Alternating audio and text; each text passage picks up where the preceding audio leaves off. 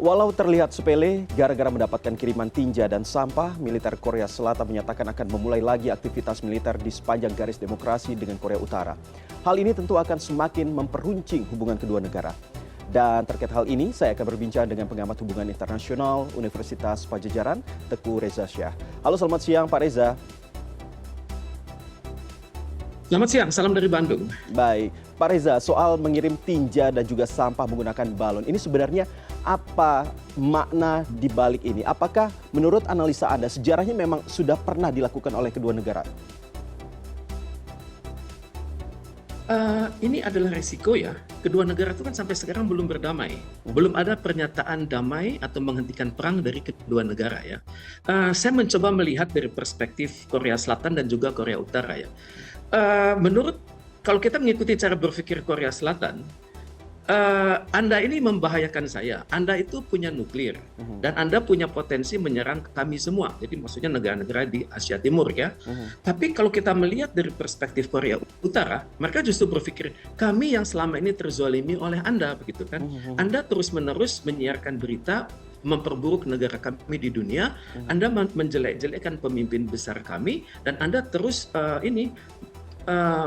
menggerus cara berpikir masyarakat kami lewat pamflet, buku-buku dan juga flash disk yang dikirim ke perbatasan. Dan semuanya itu menjelekkan negara kami gitu ya. Dan jawabannya memang jawaban dari Korea Utara ini sangat keras ya. Mereka mengirim balon, tapi cara berpikirnya juga berbeda. Kalau negeri Anda punya prinsip barat ya, ini kebebasan berekspresi atau freedom of expression, maka sekarang juga kami akan lakukan yang sama dari negeri kami atas Anda gitu. Jadi kita berbicara dengan tataran keamanan, juga tataran perang psikologi. Saya mencoba melihat ya bagaimana cara Korea Utara berpikir ya.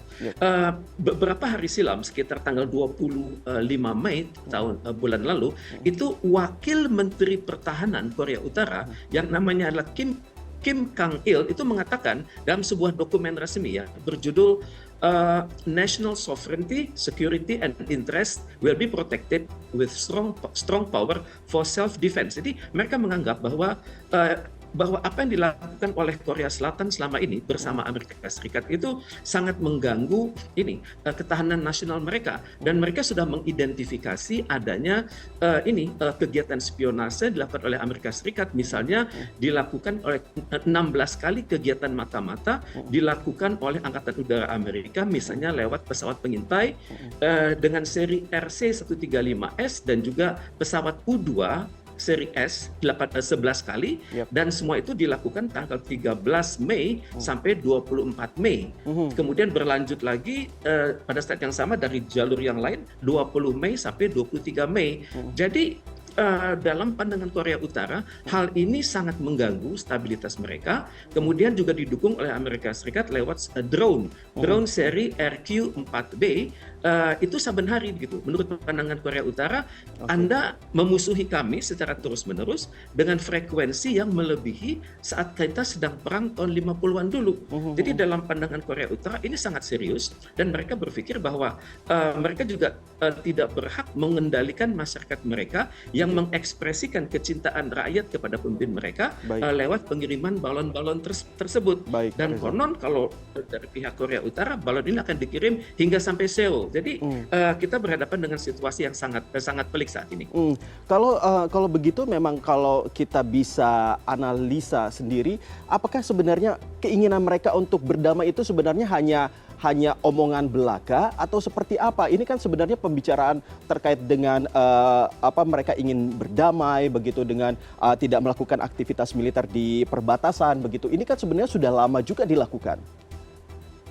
Memang kedua negara ini memiliki tim ya untuk perdamaian ya. Kalau di Korea Selatan namanya KINU. Jadi Korea Integration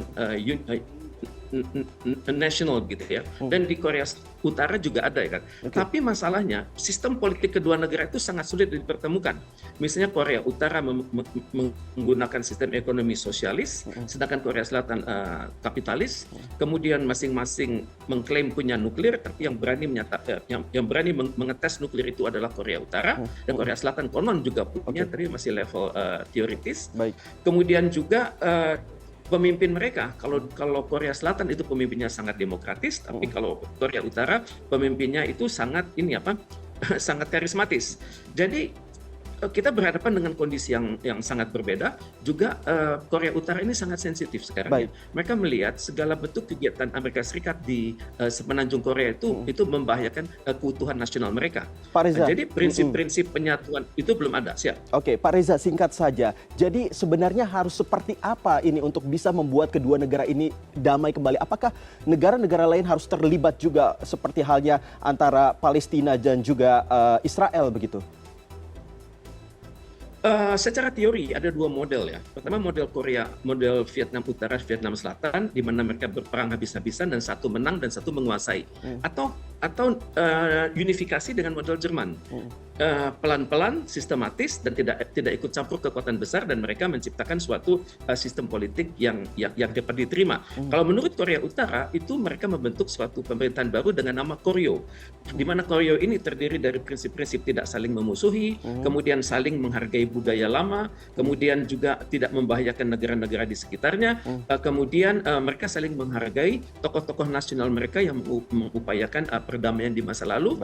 Kemudian juga negara demokrasi tersebut akan berdasarkan nilai-nilai luhur dari Korea. Sementara ini mereka masih berbicara tahapan teoritis dan belum final. Oke, baik, kita tunggu sama-sama bagaimana komitmen antar kedua negara ini bisa membuat perdamaian ini bisa tetap terwujud walaupun tetap ada sedikit permasalahan begitu yang kita anggap sepele begitu ya. Terima kasih Pak Teguh Reza Syah, pengamat hubungan internasional Universitas Padjadjaran sudah berbicara dengan kami di siang hari ini di CNN Indonesia Connected.